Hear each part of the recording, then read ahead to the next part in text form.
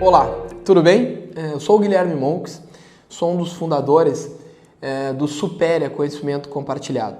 A nossa proposta efetivamente é criarmos conteúdo de relevância para as pessoas que querem ter acesso a algum conhecimento específico de temas jurídico-corporativos, desmistificando alguns desses institutos, permitindo uma melhor aplicabilidade prática, tá bem? Isso decorre evidentemente da nossa vivência no direito, especialmente na advocacia empresarial. Bom, nós separamos alguns temas para trazer a oferta para vocês. O primeiro deles, que eu gostaria de tocar agora, são exatamente as holdings patrimoniais, tá bem?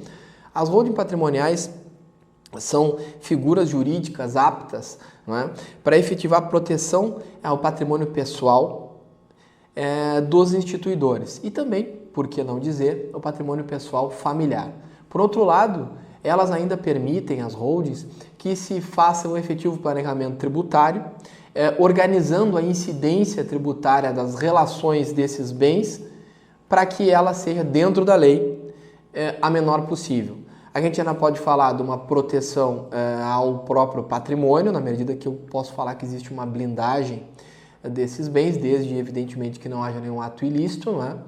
E também podemos tratar da questão da organização, da gestão do patrimônio familiar, que inclusive aí acaba alcançando também questões sucessórias, não é?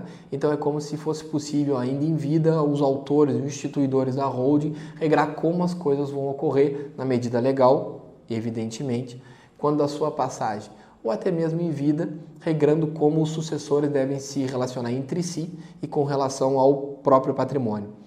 Eu gostaria de antemão, nesse vídeo inicial, tratar especificamente de dois temas. O primeiro é exatamente as vantagens tributárias das atividades da holding. Quais são?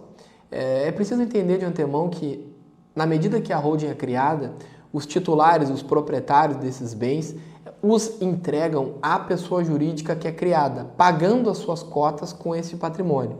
Então, esses bens passam a ser da pessoa jurídica, da holding, e os titulares que antes eram proprietários diretos dos bens, agora são de forma indireta donos, porque eles então vão ser cotistas ou ainda acionistas, vai depender do modelo societário escolhido, da holding, não é?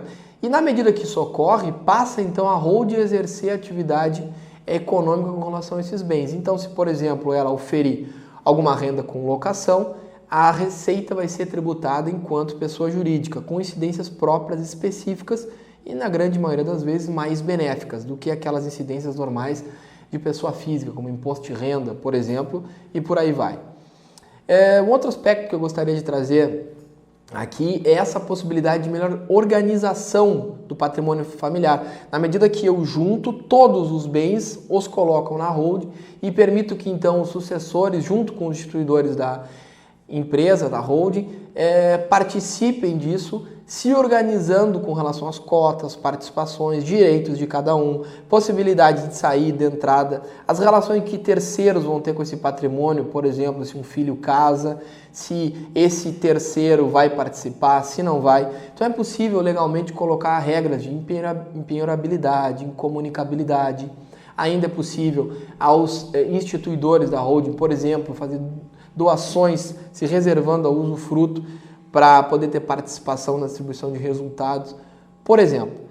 Então, são vários aspectos que poderiam ser levantados aqui e benefícios efetivos da instituição desse tipo de figura jurídica, a holding patrimonial, no aspecto familiar, para proteção patrimonial e ganhos tributários efetivos. Mais especificamente, de forma mais profunda, nós vamos tratar desse tema, então, num curso específico que nós preparamos, exatamente pegando todo o assunto, qual seja, sobre as holdings patrimoniais, ou dividindo em 5 partes, cada uma de 10 minutos. Então, nesses cursos específicos, ou melhor, essas partes específicas do curso sobre holding, nós vamos tratar de formas de constituição e organização, motivos que levam à formação, vantagens patrimoniais e tributárias, questões de proteção patrimonial e ainda questões de organização familiar e sucessão hereditária através da holding, que inclusive pode se dar de forma antecipada. E esses assuntos são tratados de forma específica, aplicada e com enfoque prático, para que a pessoa que tenha interesse possa efetivamente estar apta a compreender completamente o tema sem mistérios e possa implementar a figura da holding patrimonial. Convido a todos então a assistir o nosso curso para que seja possível de forma efetiva, prática, aplicar esse conhecimento na criação de holdings e daí abstrair todos os benefícios que essa figura jurídica permite. Os cursos vão estar disponíveis no nosso portal superia.cc, à disposição de todos. A satisfação e até uma próxima oportunidade.